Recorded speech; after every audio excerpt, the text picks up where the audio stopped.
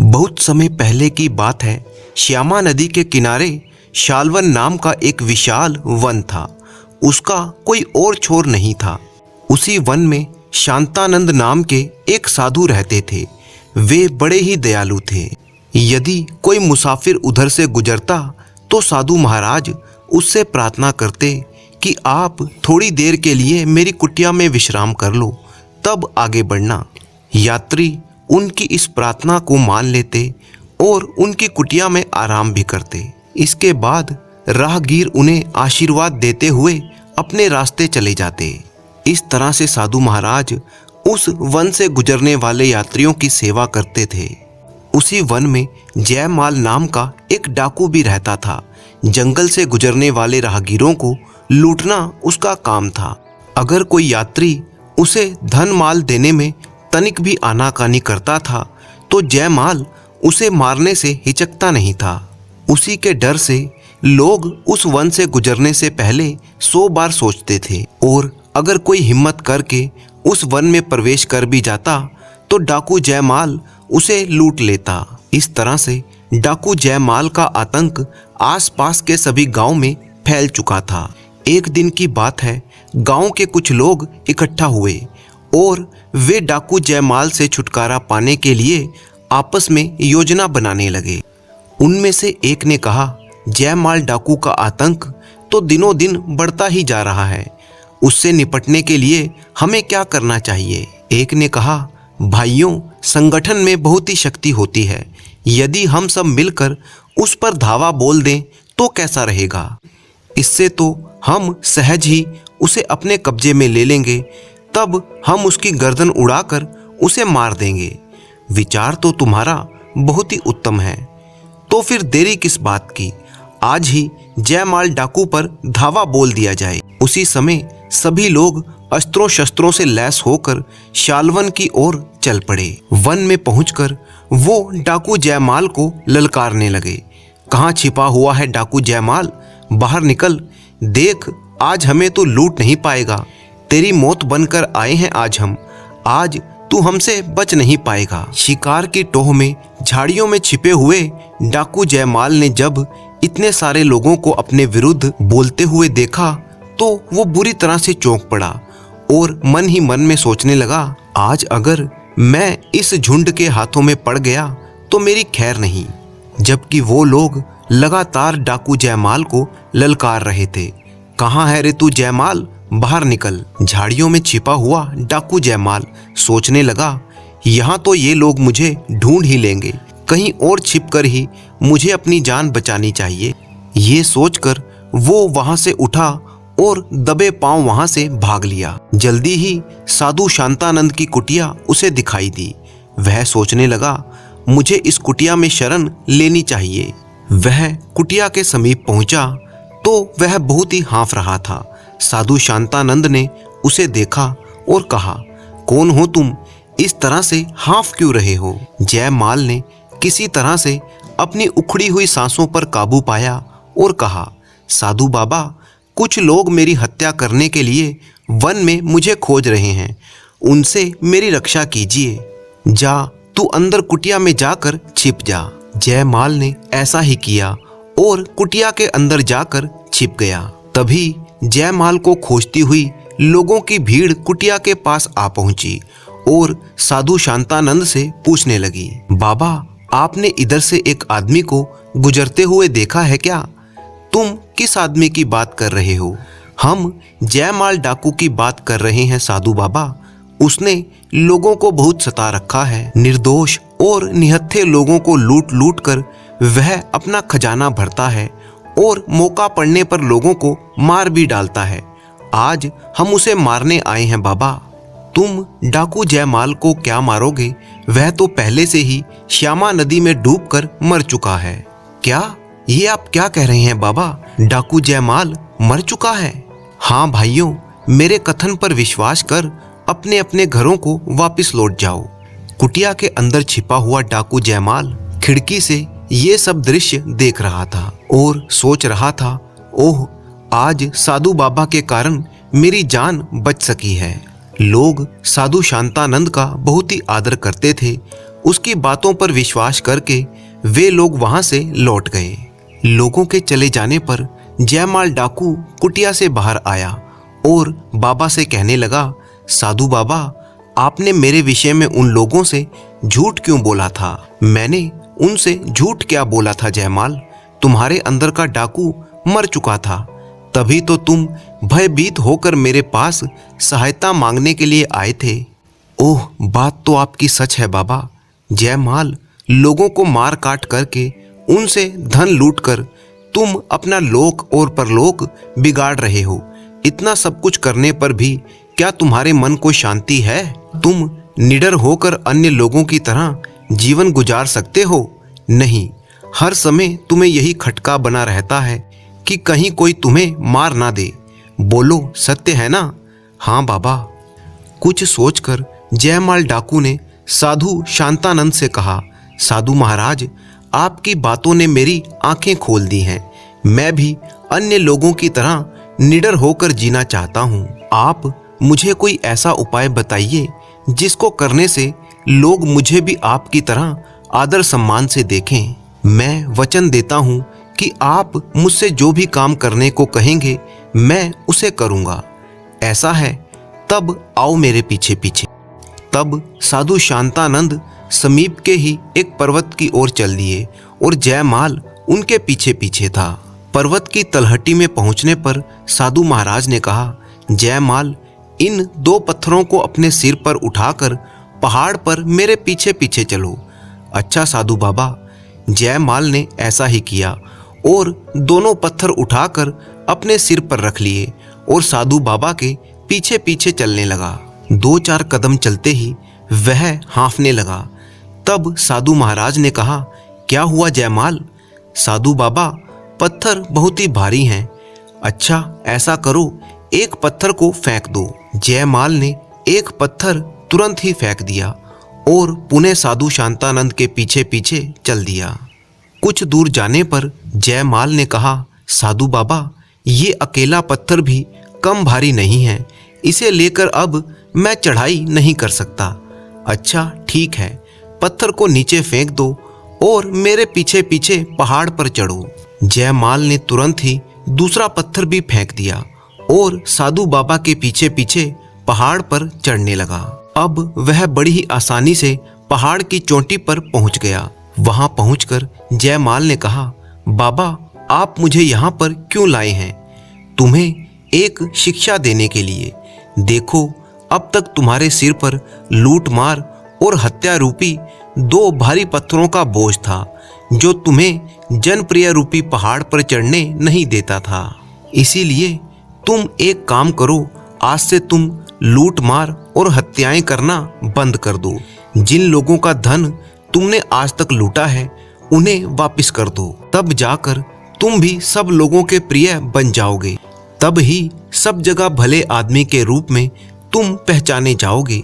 ठीक है बाबा, मैं ऐसा ही करूँगा, परंतु मैं इस बात को नहीं जानता कि मैंने जिन जिन लोगों से धन लूटा था वो कौन थे और कहाँ के निवासी थे। तब तुम ऐसा करो कि लूटा हुआ धन गरीबों और भिक्षा मांगने वालों में बांट दो। अच्छा बाबा, मैं ऐसा ही करूँगा।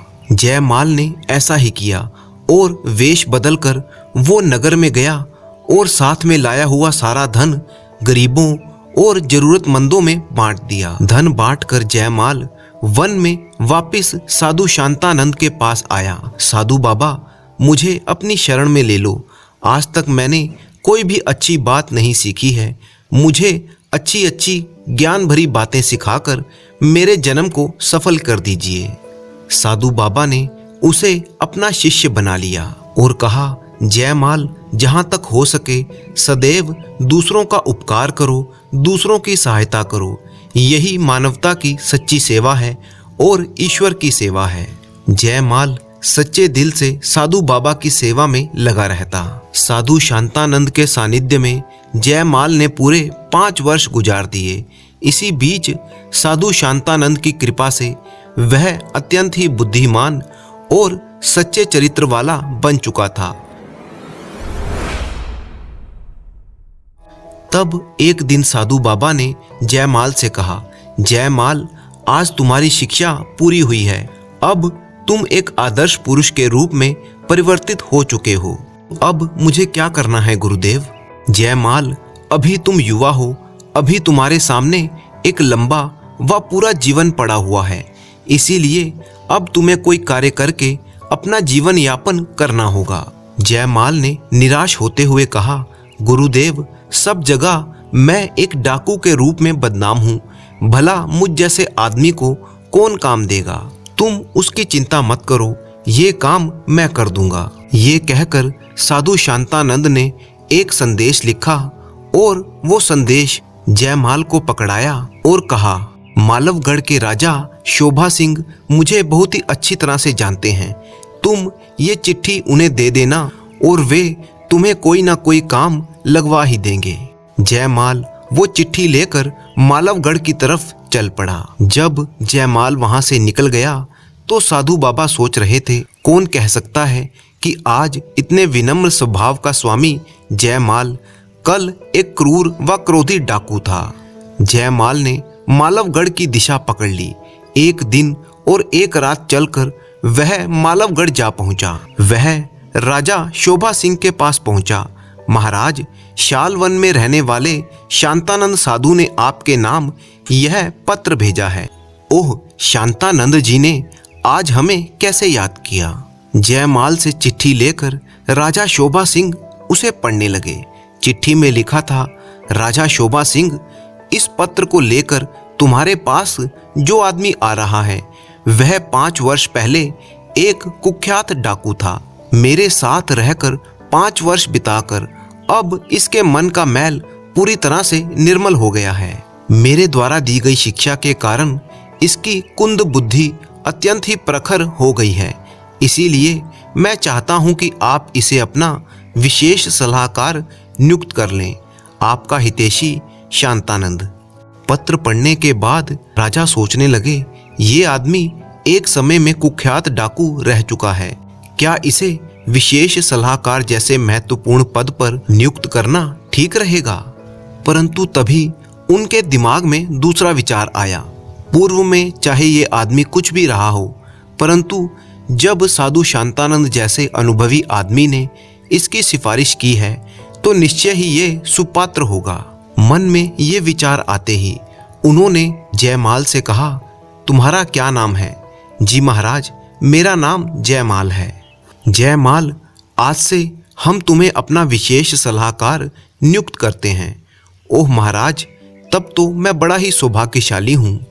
उसी दिन राजा शोभा सिंह जयमाल को लेकर राज दरबार में पहुंचे और जयमाल से कहा, जयमाल, आज से तुम यहीं पर बैठोगे।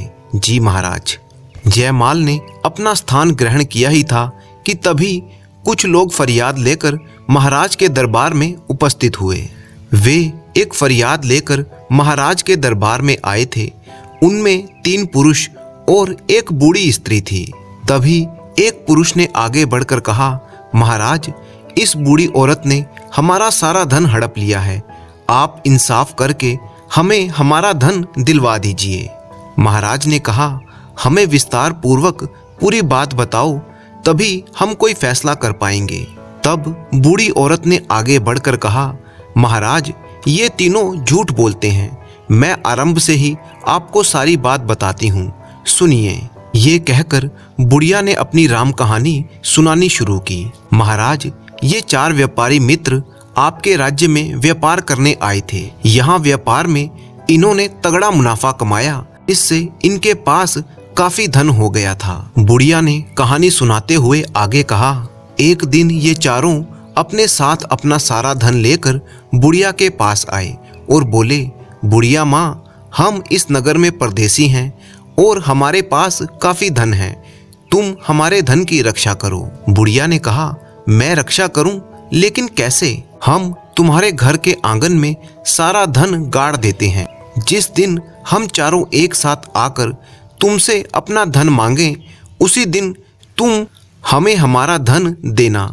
अगर हम में से कोई एक आकर धन मांगे तो मत देना।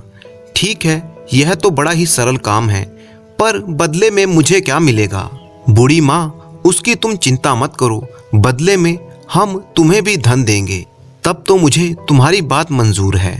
तब उन चारों व्यापारियों ने बुढ़िया के घर में एक गड्ढा खोद दिया और धन से भरी हुई 2 बड़ी बड़ी पोटलियां उसमें रख दी और उसके बाद गड्ढे को मिट्टी से भर दिया। फिर वो चारों बूढ़ी माँ से बोले, बूढ़ी माँ, हम हर शाम को तुम्हारे यहाँ पर भोजन करने आया करेंगे। ठीक है, बड़े शौक से आओ बेटों। रोज शाम को वो चारों बुढ़िया के घर पर भोजन करने के लिए आते। बूढ़ी माँ, हमारा सारा धन सुरक्षित तो है ना? हाँ बेटों, तुम्हारा धन पूरी तरह से सुरक्षित है। एक दिन उन चारों व्यापारियों ने उस खड्डे को खोद कर देखा तो धन ज्यों का त्यों ही रखा हुआ था। अब उन्हें बुढ़िया की ईमानदारी पर कोई शक नहीं था। बुढ़िया की ईमानदारी से खुश होकर उन्होंने 5 स्वर्ण मुद्राएं बुढ़िया को दी। बूढ़ी माँ, इन मुद्राओं को अपने पास रख लो, ये तुम्हारे काम आएंगी। जुग जुग जियो मेरे बेटों। परंतु उन चारों में से एक के मन में लालच आ गया था। वह सोचने लगा, किसी न किसी तरह से बूढ़ी को धोखा देकर मैं सारा धन हड़प कर लूं तो मेरी सारी जिंदगी बिना कोई काम किए आराम से कट जाएगी। एक दिन वो चारों व्यापारी घर के बाहर एक पेड़ के नीचे बैठे हुए चौपट खेल रहे थे। तभी उनमें से एक ने दूसरे से कहा, जयंत, तुम बूढ़ी माँ से जाकर कह दो कि वह जल्दी से खाना बना दे, बहुत ही भूख लग रही है। अच्छा, अभी जाता हूँ। जयंत घर की तरफ चल दिया। वह मन ही मन में सोच रहा था, अकेले धन को हड़पने का यही सबसे अच्छा मौका है। उसके साथी घर के बाहर चौपट खेलने में व्यस्त रहे और वह घर की तरफ चल दिया। घर के अंदर आकर उसने बूढ़ी माँ से कहा, बूढ़ी माँ, हमें इस वक्त सारे धन की आवश्यकता है। मेरे साथियों ने धन लाने के लिए मुझे भेजा है। सारे धन की एक साथ तुम लोगों को इस समय क्या आवश्यकता आ पड़ी? बूढ़ी माँ, मेरी बात पर तुम्हें यकीन नहीं हो रहा तो तुम बाहर जाकर मेरे साथियों से पूछ लो। तब बुढ़िया घर के दरवाजे पर आई और बाहर बैठकर चौपट खेल रहे व्यापारियों से बोली, तुमने जयंत से जो कहा है क्या वो ठीक है? हाँ बूढ़ी माँ, ठीक है, परंतु जरा जल्दी कर दो। तब बुढ़िया घर के अंदर आई और बोली, तुम्हारे साथी भी तुम्हारी बात का समर्थन कर रहे हैं, इसीलिए गड्ढे को खोदकर तुम अपना धन ले जा सकते हो। अच्छा बूढ़ी माँ। जयंत मन ही मन में सोच रहा था कि मेरी चाल कामयाब हो गई। जयंत फटाफट खड्डा खोदने में जुट गया। बड़ी ही तेजी के साथ उसने सारा खड्डा खोद लिया और धन के 2 बड़े बड़े थैले निकालकर बाहर रख दिए और बूढ़ी माँ से बोला, बूढ़ी माँ, तुम जरा 1 लोटा पानी ला दो, मुझे बड़ी ही प्यास लग रही है। अभी लाई बेटा। और फिर बुढ़िया पानी लेने चली गई। इतने में पलक झपकते ही जयंत ने दोनों धन से भरे हुए थैले उठाए और घर के पिछवाड़े में एक घोड़ा खड़ा था, उसकी पीठ पर लादकर वह तुरंत वहां से फरार हो गया। दूसरी ओर उसके साथी जो घर से बाहर बैठे हुए चौपट खेल रहे थे, वे सोचने लगे कि जयंत अभी तक वापस नहीं आया, आखिर क्या कारण हो सकता है। और वो कहने लगे, आओ चलो, अब तक तो खाना बन ही गया होगा, हम घर के अंदर चलते हैं। तीनों घर के अंदर गए और बुढ़िया से कहने लगे, बूढ़ी माँ, खाना तैयार है। तुमने अब कहा है, मैं अभी झटपट बनाए देती हूँ। अब बनाओगी? हमने तो बहुत देर पहले जयंत के हाथों खाना पकाने को कहलवा भेजा था। जयंत से कहलवा भेजा था? उसने तो मुझे नहीं कहा। कहाँ है जयंत? जयंत तो सारा धन लेकर न जाने कहाँ चला गया। क्या? जब तीनों व्यापारी सदमे से उभरे तो कहने लगे, लेकिन तुमने उसे अकेले ही सारा धन क्यों दिया? मैं तो दरवाजे पर तुम लोगों से पूछने आई थी और तुमने कह दिया था कि जल्दी करो। ओह, हमने तो खाना जल्दी बनाने के लिए कहा था। क्या? जयंत हमें धोखा देकर सारा धन लेकर गायब हो गया। मुझे तो इस बुढ़िया का हाथ भी इस षड्यंत्र में लगता है। जयंत से इसकी मिली भगत है। क्या बक रहे हो तुम? होश में हो या नहीं? तब बुढ़िया ने अपनी कहानी पूरी करते हुए कहा, महाराज, यही है सारी राम कहानी। अब आप ही बताइए कि इस घटना में मेरा क्या दोष है। महाराज, ये झूठ बोल रही है। अवश्य ही इसे इस बात का पता है कि जयंत धन लेकर कहाँ पर गया है। महाराज, हम सब पर दया करें, इससे हमारा सारा धन वापस दिलवाने की कृपा करें। महाराज सोचने लगे, ओह बड़ा ही विचित्र झगड़ा है ये, कैसे इन लोगों का निपटारा करूं? क्यों ना जयमाल से इस झगड़े का निपटारा करने के लिए कहूं। इस प्रकार जयमाल की बुद्धिमानी की परीक्षा भी हो जाएगी। ये सोचकर उन्होंने जयमाल से कहा, जयमाल, क्या तुम इन लोगों के झगड़े का निपटारा कर सकते हो? अवश्य महाराज, यदि आपकी आज्ञा हो तो। जयमाल ने बूढ़ी औरत से पूछा, बूढ़ी माँ, जब चारों व्यापारी तुम्हारे पास धन रखने के लिए आए थे तो उन्होंने तुमसे क्या कहा था? जी, इन्होंने कहा था कि ये सारा धन हम तुम्हारे आंगन में गाड़ जाएंगे। जब हम चारों एक साथ आएंगे तभी उस धन को देना, किसी एक के मांगने पर मत देना। क्यों भाइयों, बूढ़ी माँ ने जो कुछ कहा क्या वो सच है? तुम्हें क्या कुछ कहना है? हमें कुछ नहीं कहना श्रीमान। बूढ़ी ने आपको जो कुछ बताया है वह सत्य है, लेकिन इसने हम तीनों से पूछे बिना ही हमारे चौथे साथी को सारा धन दे दिया। यही हमारी शिकायत है। तुम लोगों ने बूढ़ी से कहा था कि चारों के आकर मांगने पर ही धन देना, अन्यथा नहीं देना। हाँ, यही सच है। इसी प्रकार जब तुम चारों आकर बूढ़ी माँ से धन मांगते तभी बूढ़ी माँ को तुम्हें धन देना है, नहीं तो नहीं देना। हाँ श्रीमान। तो फिर तुम यहाँ पर बूढ़ी माँ की शिकायत लेकर क्यों आए हो? अपने चौथे साथी को लेकर आओ और तब चारों मिलकर बूढ़ी माँ से अपना धन मांगो। तब यदि बूढ़ी माँ तुम्हारा धन वापस ना करे, उस अवस्था में ही बूढ़ी माँ दोषी होगी, अन्यथा नहीं होगी। वो तीनों सोचने लगे, इस आदमी ने तो बड़ी ही चतुराई के साथ हमें हमारे ही शब्दों के जाल में फंसा दिया। तब बुढ़िया ने कहा, बेटे, तुमने उचित फैसला किया है, तुम जुग जुग जियो। तीनों व्यापारी जब सिर झुकाकर वहां से जाने लगे तब जयमाल ने कहा, ठहरो। तीनों सहम कर जहां के तहां खड़े रह गए। जयमाल ने कहा, तुम तीनों का चरित्र मुझे संदिग्ध लग रहा है। भला कोई अपनी गाड़ी मेहनत से कमाया हुआ धन किसी अनजान के घर में क्यों गाड़ेगा? धन की सुरक्षा के और भी कई अच्छे उपाय हैं। सच सच बताओ, तुम लोगों के पास इतना धन कहां से आया? श्रीमान, हमने व्यापार से वह सारा धन कमाया था, यही सच है। बिल्कुल झूठ। सच सच बता दो, वरना तुम्हारी खाल में भूसा भरवा दूंगा। श्रीमान, हम सत्य कह रहे हैं। महाराज, ये लोग ऐसे सच नहीं उगलेंगे। आप जल्लादों को बुलवाइए, वे ही इनसे सच उगलवाएंगे। नहीं नहीं, जल्लादों को मत बुलवाइए, हम सच बताते हैं। तो बताओ सच क्या है? सच ये है कि हम चारों साथियों का चोरों का एक गिरोह था और जो धन हमारा चौथा साथी लेकर फरार है वह धन भी चोरी से ही इकट्ठा किया हुआ था।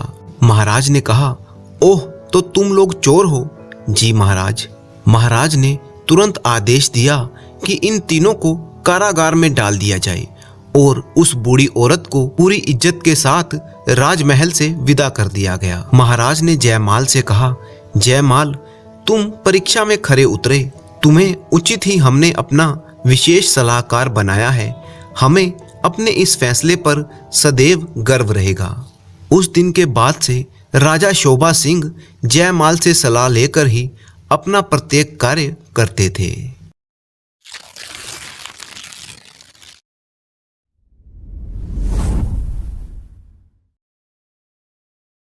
सांझ का समय था। हरिपुर के राजा मलय जंगल से शिकार खेलकर अपने राज्य को वापस लौट रहे थे कि तभी रास्ते में उन्होंने देखा एक बालक जलती हुई चिता के पास खड़ा था। बालक को देखकर वह अपने घोड़े से उतरे और बालक के नजदीक जाने लगे। जब राजा उस बालक के नजदीक पहुंचे तो बालक कह रहा था, माँ, मैं तुम्हारी सौगंध खाकर कहता हूँ, मैं एक दिन बहुत बड़ा आदमी बनकर तुम्हारे सपनों को पूरा करूंगा।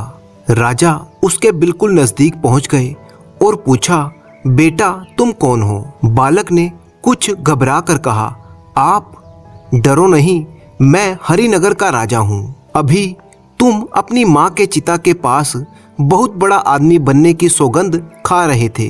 क्या मैं जान सकता हूँ कि इस बियाबान जंगल में तुम अकेले ही अपनी माँ की चिता के पास क्यों खड़े हो? तुम्हारे अन्य संबंधी और रिश्तेदार कहाँ पर हैं? महाराज, मैं और मेरी माँ तो इस वन में अकेले ही रहते थे, परंतु मरने से पहले मेरी माँ ने मुझे बताया था कि मेरे दादा बीसलगढ़ के अमीर सेठ धन्नामल थे।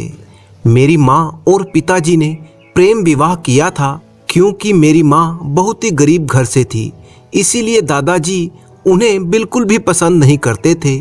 विवाह के कुछ दिनों बाद ही एक दिन बगीचे में घूमते हुए मेरे पिता को सांप ने डस लिया, जिससे उनकी मृत्यु हो गई। इस पर मेरे दादा दादी ने माँ पर सारा दोष मढ़ दिया कि वो अपशकुनी और मनहूस है, जिसके आते ही उनके पुत्र की मृत्यु हो गई। ये कहकर उन्होंने माँ को घर से निकाल दिया। तब मेरी माँ गर्भवती थी। उस समय वो जंगल में आकर झोंपड़ी बनाकर रहने लगी। यहीं पर मेरा जन्म भी हुआ। मेरी माँ ने मरते समय मुझसे कहा था कि जैसे भी हो मैं गरीबी के जीवन से बाहर निकलकर धनवान बनूं और योग्य बनूं। महाराज, ये शब्द कहते ही मेरी माँ के प्राण निकल गए।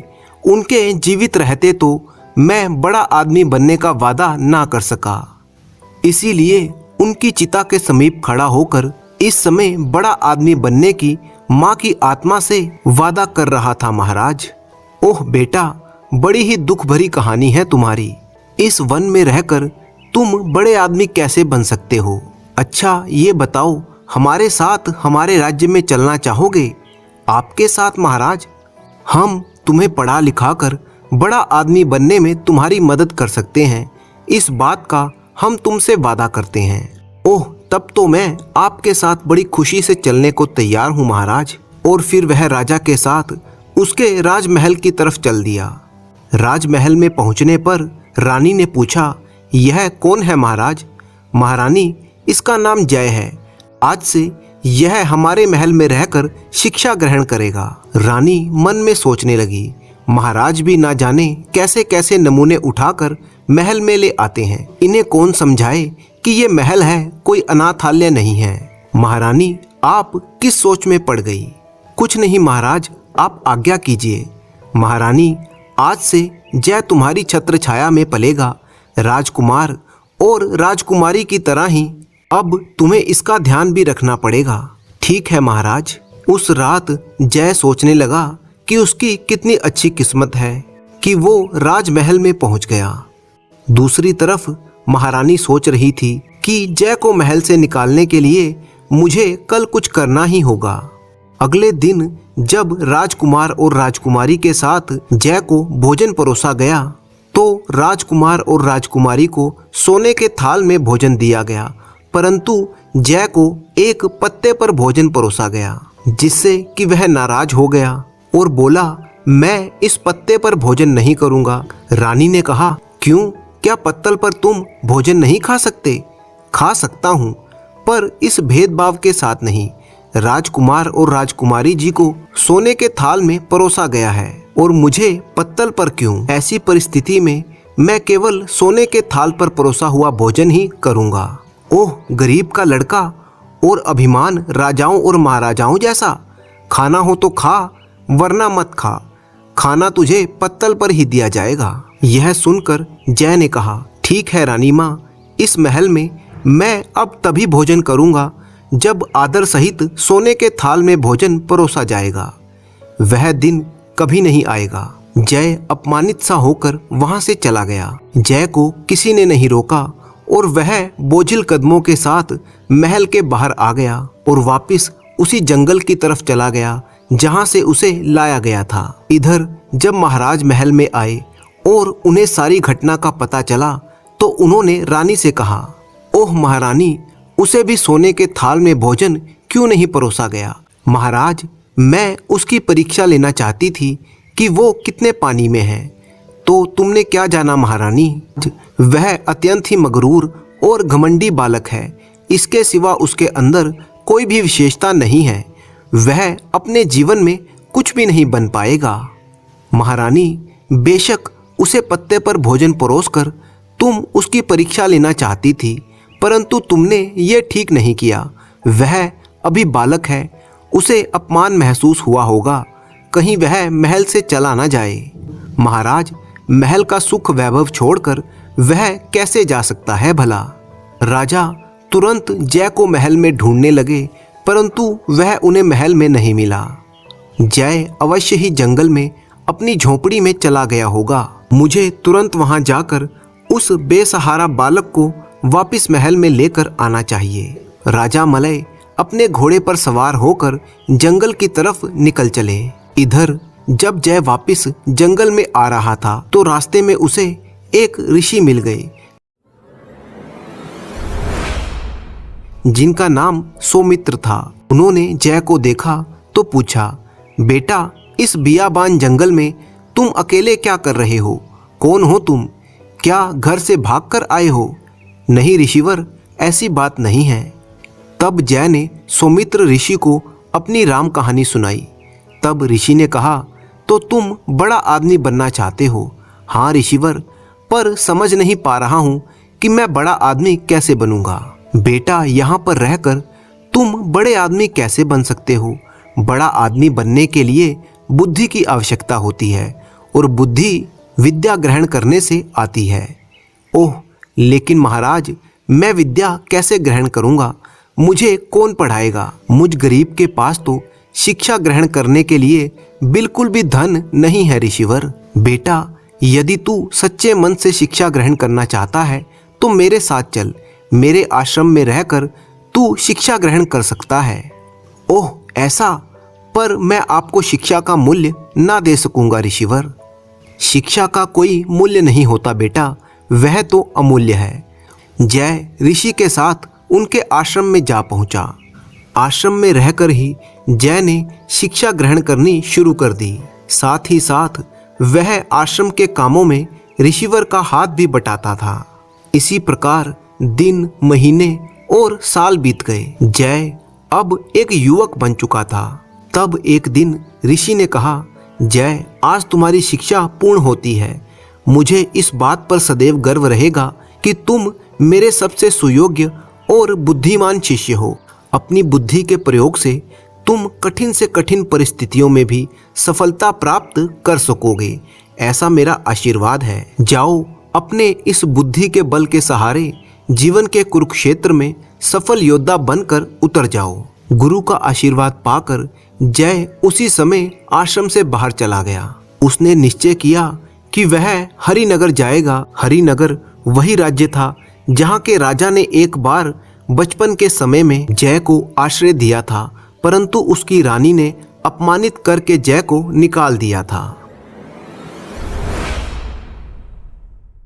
जब जय हरिनगर में पहुंचा तब उसे मालूम हुआ कि वहां के प्रधानमंत्री की आकस्मिक मृत्यु हो चुकी है और इसीलिए प्रधानमंत्री का पद खाली पड़ा था। राजमहल की राज्यसभा में आज प्रधानमंत्री के खाली पड़े पद पर योग्य उम्मीदवार का चुनाव करना था। जय भी उस समय राजा के दरबार में पहुंच गया और वहां पर जो कुछ भी घटित हो रहा था उसे जय बड़े ही ध्यान से देखने लगा। उस समय राजा अपने सिंहासन पर बैठे थे और उनके सेनापति ने कहा, महाराज, प्रधानमंत्री की आकस्मिक मृत्यु से प्रधानमंत्री का पद रिक्त हो गया है। यह पद ज्यादा दिनों तक खाली नहीं रखना चाहिए। सेनापति जी, आप बिल्कुल ठीक कह रहे हैं। आज तक जो रीति चली आई है उसी रीति के अनुसार प्रधानमंत्री के पुत्र शारंग को प्रधानमंत्री का पद सौंप दिया जाएगा। लेकिन महाराज, क्या शारंग इस पद के योग्य है? योग्य हो या ना हो, राजकीय रीति के अनुसार यह पद तो शारंग को ही सौंप दिया जाएगा। हम अभी दरबार में इस बात की घोषणा कर देते हैं। तभी जय आगे बढ़ा और उसने कहा, महाराज, समय के साथ साथ पुराने रीति रिवाजों को बदल देने में ही बुद्धिमानी है। कौन हो तुम? मेरा नाम यश है महाराज। मैं प्रधानमंत्री पद के लिए अपना नाम पेश करना चाहता हूँ। किस बूते पर तुम यह पद पाने की इच्छा रखते हो? जय ने राजा मलय के सामने अपना नाम यश बताया था ताकि राजा मलय उसे पहचान ना सकें। और वैसे भी इतने वर्षों के बाद राजा मलय वृद्ध हो चुके थे। तब जय ने आगे कहा, महाराज, आप जैसे चाहें उसी प्रकार से मेरी परीक्षा ले सकते हैं। यदि मैं आपकी कसौटी पर खरा उतरा तो ठीक है, नहीं तो आप मुझे जो भी सजा देना चाहें दे सकते हैं। ठीक है युवक, तुमने राजकीय रीति रिवाजों को बदल डालने के लिए हमें जो सलाह दी है हम उसको मानते हैं। उस सलाह पर हम तभी अमल कर सकते हैं जब तुम हमारे द्वारा ली गई परीक्षा में उत्तीर्ण हो जाओगे। हम शारंग और तुम्हारी दोनों की परीक्षा लेंगे। जो भी इस परीक्षा में उत्तीर्ण होगा उसे हम हरिनगर का प्रधानमंत्री बनाएंगे। राजा मलय के आदेश पर सोने की मयान में रखी हुई 2 तलवारें तुरंत राज दरबार में पेश की गईं। तब राजा मलय ने शारंग को एक तलवार दी और कहा, शारंग, तुम्हें उत्तर दिशा में जाना है और वहां के समीपवर्ती राज्य केसरपुर में जाकर वहां के राजा केसर सिंह को यह भेंट देकर आना है। उसके बाद महाराज ने एक सोने की तलवार यश को दी और कहा, यश, तुम्हें पश्चिम दिशा के सीमावर्ती राज्य विशालपुरम में जाकर राजा विशाल तक ये भेंट पहुंचानी है। दोनों उसी समय तलवारें लेकर अपनी अपनी दिशाओं की ओर चल दिए। जब शारंग उत्तर दिशा में स्थित केसरपुर राज्य के दरबार में पहुंचा तब उसने वहां के राजा से कहा, राजन, मैं हरिनगर के राजा मलय के द्वारा भेजा गया राजदूत हूँ। हमारे महाराज ने आपके लिए भेंट में ये सोने की तलवार भिजवाई है। राजदूत, तुम्हारे महाराज की ये भेंट हम स्वीकार करते हैं। परंतु जैसे ही महाराज ने तलवार को मयान से बाहर निकाला तो देखा तलवार की नोक पर लाल रंग लगा हुआ था। राजा ने कहा, यह क्या, तलवार की नोक पर लाल रंग लगा हुआ है?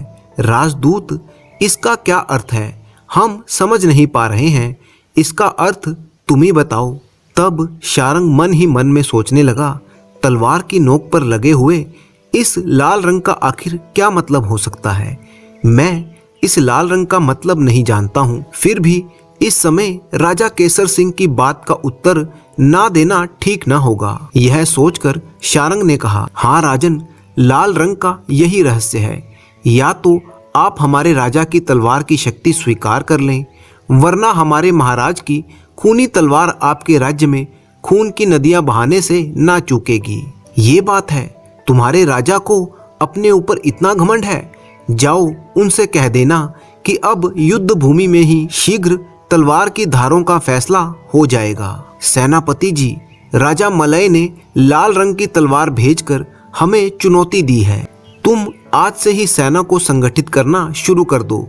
बहुत जल्दी ही हम हरिनगर पर आक्रमण करना चाहते हैं। जो आज्ञा महाराज। ये सुनकर शारंग घबरा कर वहां से चला गया। इधर जय जब विशालपुरम में पहुंचा और वहां के राजा के सम्मुख प्रस्तुत हुआ तो राजा ने कहा, राजदूत, इस अद्भुत भेंट का रहस्य हमारी समझ में नहीं आया। तलवार की नोक पर लगे हुए इस लाल रंग का क्या अर्थ है? तुम ही हमें बताओ। जय उस तलवार के बारे में कुछ सोच में पड़ गया। क्या रहस्य हो सकता है इस तलवार पर लगे हुए लाल रंग का? बहुत सोच विचार के पश्चात उसके होंठों पर मुस्कान दौड़ गई और वह बोला, राजन, हमारे महाराजा आपका अत्यंत ही सम्मान करते हैं। ये तलवार उसी सम्मान का सूचक है। तलवार की नोक पर लाल रंग लगाकर हमारे राजा ये बात सिद्ध करना चाहते हैं कि वो और उनका राज्य आपकी मित्रता के लिए खून की एक एक बूंद बहाने से भी नहीं हिचकेगा। ओह, ये बात है। बड़े ही सुंदर विचार हैं तुम्हारे राजा के। राजदूत, मैं तुम्हारे राजा की इस मित्रता सूचक तलवार को स्वीकार करता हूँ और इसके लिए उनका हार्दिक धन्यवाद करता हूँ। मैं भी तुम्हारे राजा का सच्चा मित्र व हितैषी बनने की पूरी कोशिश करूँगा। मेरा तन मन सदैव उनके लिए अर्पित रहेगा। और साथ ही राजा ने कहा, राजदूत, मैं तुम्हें सेना की एक टुकड़ी और बहुमूल्य उपहार तुम्हारे राजा को भेंट के रूप में दे रहा हूँ। धन्यवाद महाराज। जय सेना की उस टुकड़ी और बहुमूल्य उपहारों को लेकर हरिनगर की तरफ रवाना हो गया। इधर केसरपुर की सेना ने हरिनगर की ओर कूच कर दिया। शारंग और जय दोनों ही हरिनगर में पहुंचे। तब राजा ने कहा, कहो शारंग, केसरपुर के राजा ने तुमसे क्या कहा? तलवार की नोक पर लगे हुए लाल रंग का तुमने उन्हें क्या अर्थ बतलाया? तब शारंग ने सारी बात उन्हें विस्तार से बता दी। ओह शारंग, ये तुम क्या कह रहे हो? केसर सिंह शीघ्र ही हमारे राज्य पर आक्रमण करने वाला है। जी महाराज। उसी समय एक गुप्तचर आया। महाराज, केसरपुर की विशाल सेना हरिनगर की तरफ बड़ी चली आ रही है। ओह, अब क्या होगा? इतनी शीघ्र तो हम अपनी सेना को सुगठित भी नहीं कर सकते। तब वहां पर मौजूद जय ने कहा, महाराज घबराइए नहीं, मैंने विशालपुरम के राजा को तलवार की नोक पर लगे हुए लाल रंग के विषय में जब जानकारी दी तो उन्होंने खुश होकर अपनी सेना की एक टुकड़ी मेरे साथ रवाना कर दी थी। वह टुकड़ी अब भी महल के बाहर खड़ी है। महाराज, चिंता करने से कुछ नहीं होगा। आप सेनापति जी से कहिए कि वो सेना के साथ केसर नगर की सेना का मुकाबला करें। पीछे से मैं अपने साथ लाई हुई सेना की टुकड़ी के साथ केसरपुर की सेना पर आक्रमण कर दूंगा। दो तरफ से हुए इस आक्रमण को केसरपुर की सेना झेल नहीं पाएगी और उस अवस्था में विजय हमारे ही हाथ लगेगी। और वही हुआ जैसा कि जय ने सोचा था। युद्ध में विजय प्राप्त करने के बाद महाराज मलय ने शारंग और जय को अपने महल में बुलाया। जय, तुम्हारी वजह से हम जीत हासिल कर सके हैं। हम तुम्हें प्रधानमंत्री का कार्यपद सौंपते हैं। शारंग ने कहा, महाराज, यह तो आप मेरे साथ अन्याय कर रहे हैं। मैंने तुम दोनों को एक सी भेंट देकर दोनों राजाओं को देने के लिए कहा था, किंतु तुम दोनों ने अपनी अपनी बुद्धि से उन भेंटों का अलग अलग अर्थ निकाला। यश ने बुद्धिमानी और दूरदर्शिता से काम लिया, जबकि शारंग, तुमने अपनी मूर्खता से केसरपुर के राजा को सदैव के लिए हमारा शत्रु बना दिया। तब बताओ, हम तुम्हें हरिनगर का प्रधानमंत्री बनाएं या यश को? शारंग ने कोई जवाब ना दिया और सिर झुकाकर चुपचाप दरबार से निकल गया। तब महाराज ने घोषणा की, हम यश को हरिनगर का नया प्रधानमंत्री बनाते हैं। इसके बाद उसी रात को यश के प्रधानमंत्री बनने के सम्मान में उसे राजमहल में भोजन के लिए आमंत्रित किया गया। तब महारानी ने स्वयं अपने हाथों से यश को भोजन परोसा। प्रधानमंत्री बने हुए यश ने कहा, क्षमा करें महाराज, मैं भोजन इस चांदी की थाली की अपेक्षा सोने की थाली में करना पसंद करूंगा। ठीक है, हम उसका भी प्रबंध किए देते हैं। जब जय के लिए सोने की थाली में भोजन परोसा गया, तब जय ने कहा, देख लीजिए महारानी जी, जिस दिन के बारे में कभी आपने मना किया था, आज वह दिन आ ही गया। महारानी ने कहा, ये आप क्या कह रहे हैं प्रधानमंत्री जी? महारानी जी, याद कीजिए, आज से 15 वर्ष पूर्व जब जय नाम के एक बालक को आपने पत्ते पर भोजन परोसा था। ओह हाँ, याद आया। उस हठी बालक ने तब उस भोजन को खाने से मना कर दिया था।